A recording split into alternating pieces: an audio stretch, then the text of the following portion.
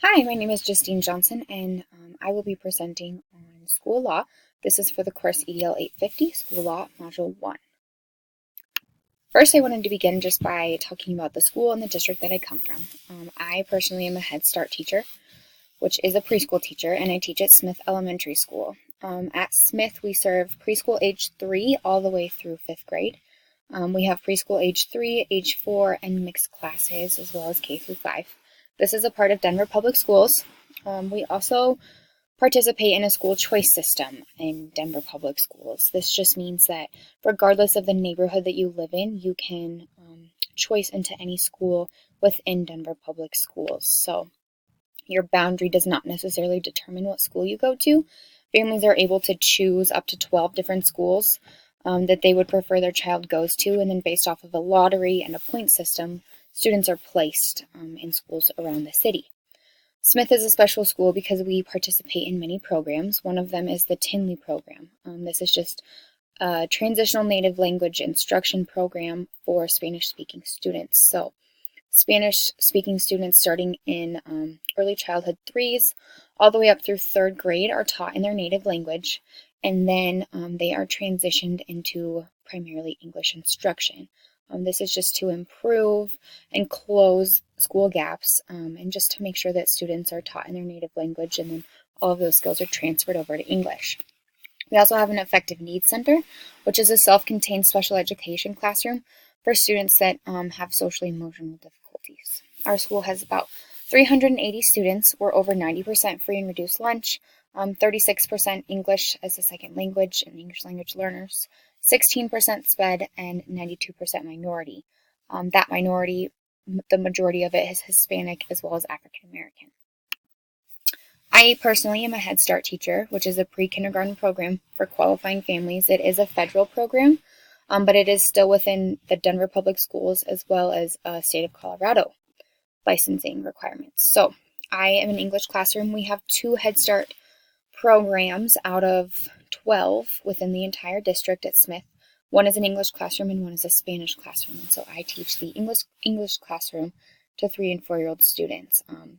Head Start is a little bit special just because we are a federal program that has been around for about 50 years, and our whole basis is just educating the whole child and the whole family. So I love the supports that families get. There's parenting courses, there's social services, financial help, employment, housing. We really focus on the whole family and know that in doing so, we can really truly educate the whole child. Families must qualify for this, usually through income, especially because they still go through the school choice system. However, they could also be in foster care, homelessness, or receiving any federal aid, and they will automatically qualify, as well as having a parent incarcerated. Jumping into my reflection, I broke it into 3 different parts just because that's the majority of what I see. So I see my building principal, a Head Start coordinator, and then also an early education coordinator. And just reflecting the laws that I see them following out, I really see my principal is strong in equity because of the programs that we have. She's always ensuring that behavior management and consequences that are in place are equitable for all students. And of course, we know that equity is not necessarily the same, but that it is serving their rights as students. She's also very, very strong in following union guidelines as well as memos and postings of employee rights and regulations. My Head Start coordinator has to follow many federal guidelines as well as I do as a teacher. So they follow the CACFP food program, which is just a food program that promises to deliver healthy, nutritious meals in a family-style setting for students. There's also teacher coaching, the whole family supports, which I previously mentioned, home visits, which are required by teachers in order to really truly know the family, as well as individualization meetings that are required. In the early ed department and the Head Start department, there's required documentation on cleanliness, as well as licensing, who comes in and makes sure that everything is clean and that there's disease prevention, that teachers are trained in CPR and various topics, as well as child abuse. We have to have all of this documentation on how we maintain our classrooms, as well as how we maintain our education. There's also student-to-teacher ratios, which is 10 students to 1 child, which are very, very regulated and always ensured. We always have to be in ratio. Personally, I also know 2 different buckets, Head Start and then Smith Elementary. As far as laws go, I know that in our elementary school we follow student confidentiality and equity. We also have many employee rights which are regulated and shared with us. We have safety drills every single month, which also fall into early education.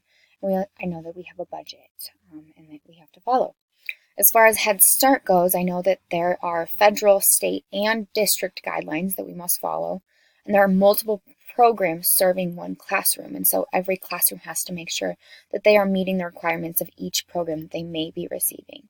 I also know that they follow a program performance framework, which is how all of their teachers are hired based off of that, and all of the classrooms are ran based off of that, as well as licensing regulations to make sure that classrooms are clean and that teachers are educated. However, I know that there is much more to school law, and I look forward to learning more. I think that I can definitely learn more by attending school board meetings, just to really get a hands-on experience, in my opinion, and just asking questions throughout this course and changing my perspective anytime that I'm at any school meetings or even throughout my school. I think it's important to just think about school laws and how this might be effective, and just ask questions and then research it through my own research as well as this course and the book provided.